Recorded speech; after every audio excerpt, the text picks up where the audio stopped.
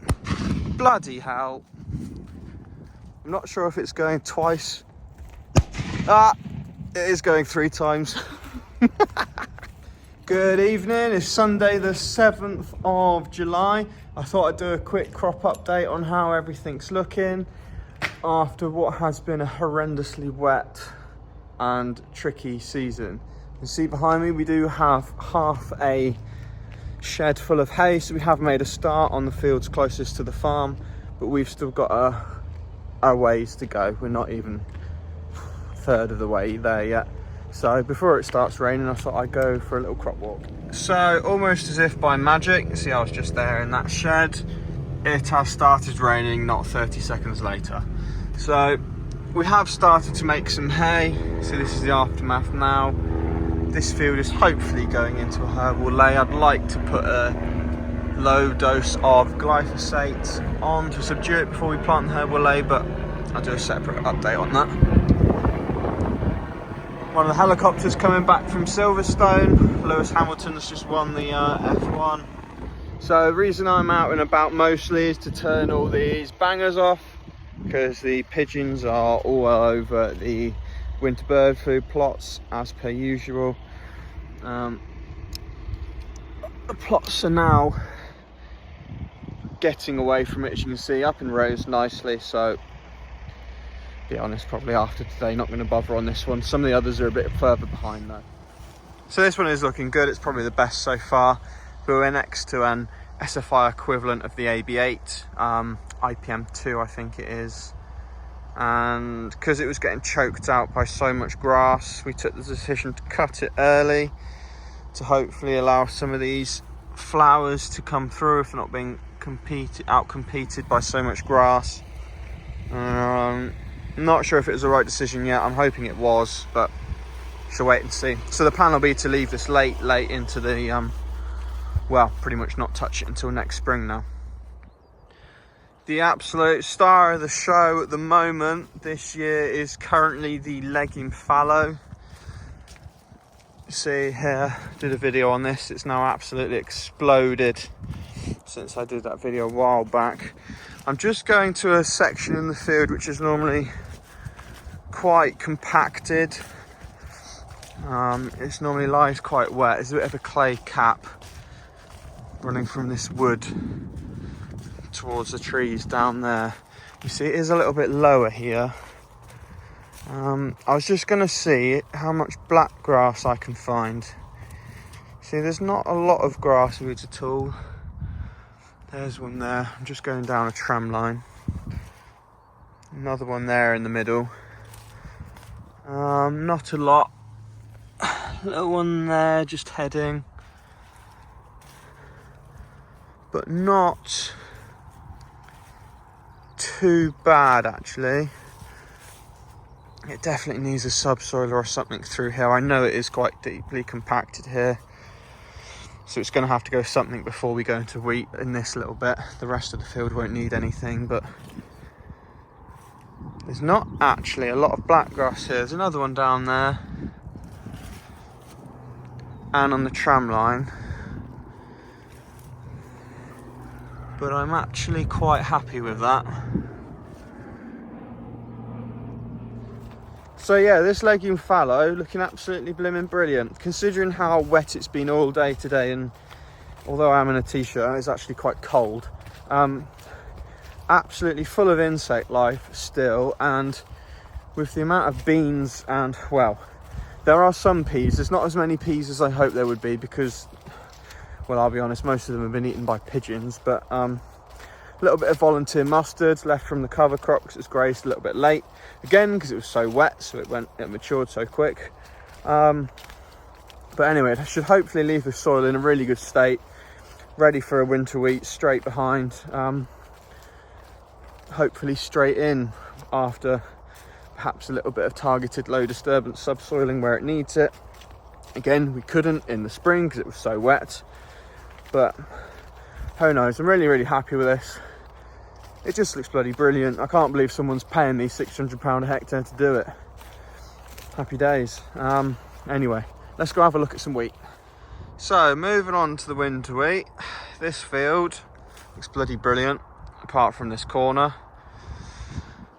Story of my life. No one brilliant 100% field this year, I don't think. One issue we are having this year is, well, that's wild oats, but meadow brome. This plant here that we had in the seed last year, home sow seed,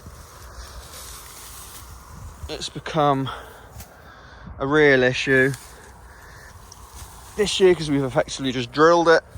There we are. Made our own problem.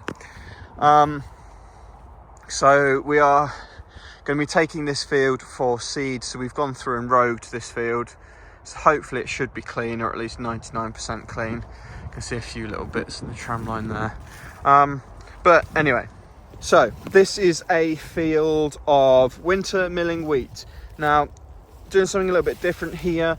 This is a mixture of varieties. So it's not just one singular variety on its own, like Skyfall, say, or Crusoe.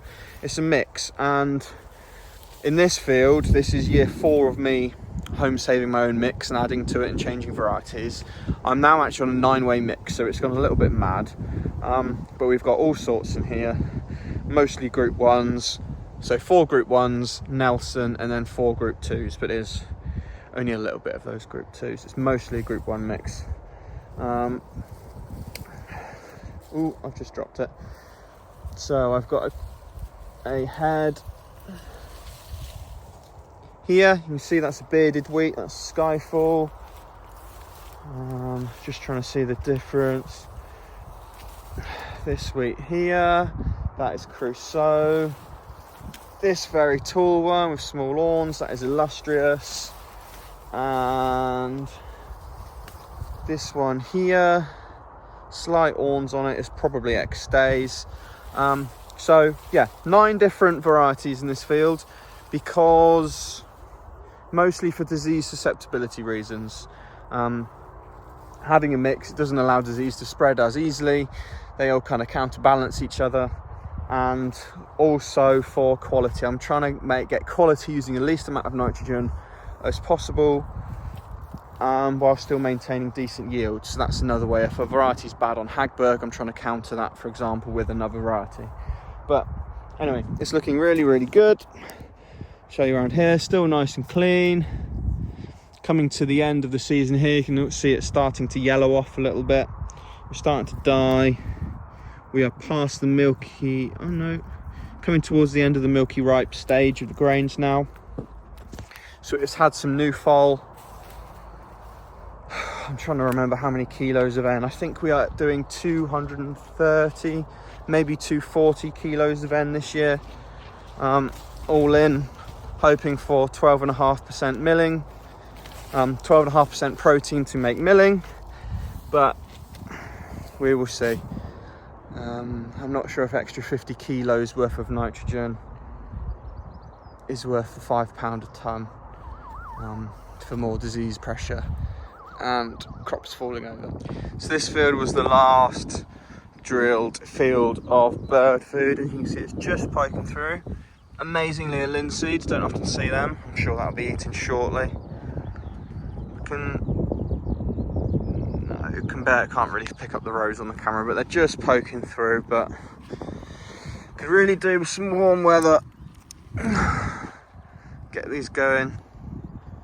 A few nice puddles. Who'd have thought this would be July?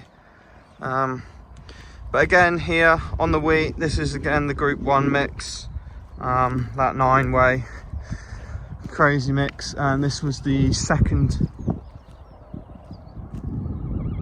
It turns out I got one over there I need to switch off. Yeah, this was the crazy 9-way mix again, second drilled field, but looking really good, apart from that great big hole in the middle that flooded. Some grass weed pressure in this field, it's so wet, while this bottom field is out of production. See from the black grass there, meadow brome, wild oats, meadow brome. So yeah, quite happy with the wheats this year. Without all the holes in them, they'd be brilliant, but not going to be barn busting.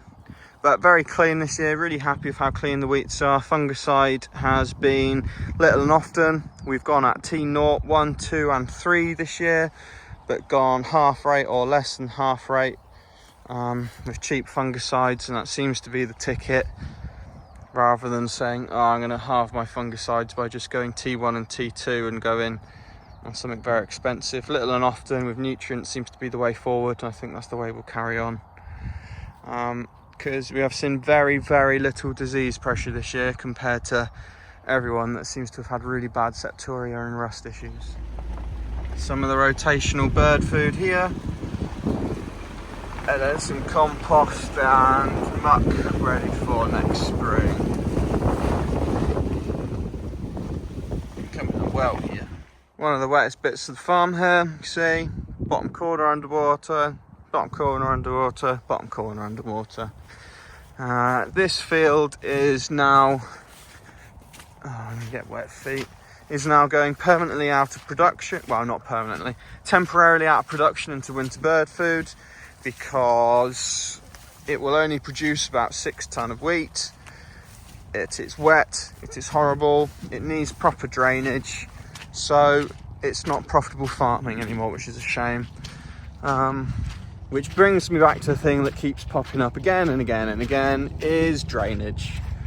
And I think it's pretty clear to see that on most farms around the country, unless they've invested in the last 20 years, but their 70s and 80s installed drains are now becoming, well, not redundant, but are reaching the end of their lifespan, and the fields are becoming wetter. I don't know if I should. I'm tempted to ask Thames Water and Anglian Water, who pay me lots of grant money all the time, to see whether they'd help me invest in drainage. I think I'm being a bit cheeky, but I think it's going to be worth the question. But until we can do more drainage, then SFI is going to look a lot more appealing. And on SFI we got our first quarterly payment this month, which is brilliant and is helping cash flow a ton. At least something that's done well this year is the partridge. Small little covey of 4 there. Not too many English, sadly. Mostly French. But again, some more bird food at the bottom of this field, which we wrote off because it flooded. Common story. But this is now my group 2 blend of wheat. Getting the picture, pretty much everything I'm growing this year is blends.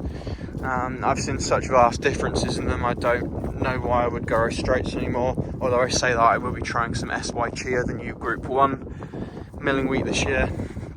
This is mostly palladium, but with a bit of X-Stays and cordial in it, so it should be slightly earlier. You see it's all dying off now, getting ready for harvest. Shouldn't be too long now. But again, I've been quite happy with this. It's not very thick down this bottom end, as you can see. Bit greener out there, a bit thin. This bottom corner there, really, really thin. But bloody hell. Well, that's the banger got me. I'm not sure if it's going twice. Ah, it is going 3 times.